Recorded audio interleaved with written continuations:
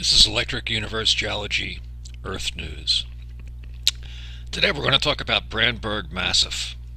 Steve Smith has done T-pods on this. It's in Namibia. It's north of the Namib Dunes. It's, I think, where something really wicked happened. The highest of current densities, a huge Birkeland current. These are all speculations on my part. I've mentioned at different times how I'd like to have the EU community discuss this, the plasma physicists in the group. Anyway, this is about 10 miles around. As Steve Smith said, it creates a rain shadow down here because it's so big and it blocks the winds from going across. But this is just as interesting. It's also about 10 miles across.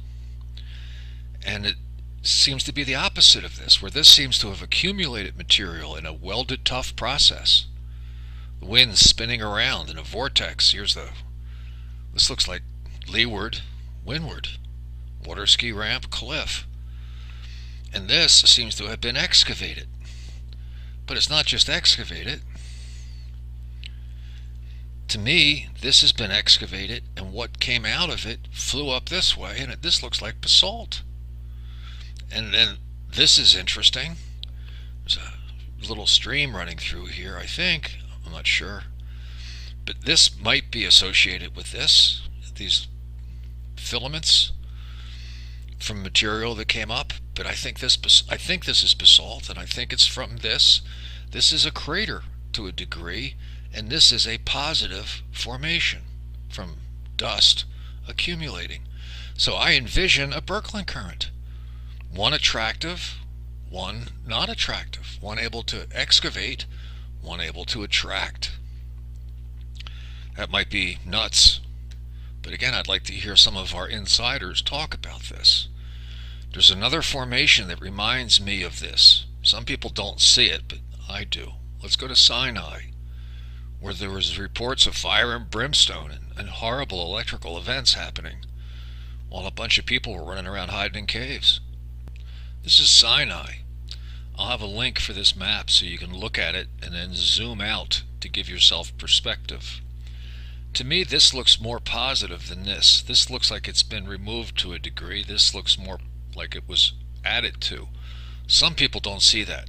Friends of mine, who I consider friends, have a hard time seeing that. But the key to me is this one that I think is negative as opposed to this positive has this material coming up in the same direction as Brandberg. This is what I think is the basalt at Brandberg. I don't know if it's basalt here. It might not have enough high current density.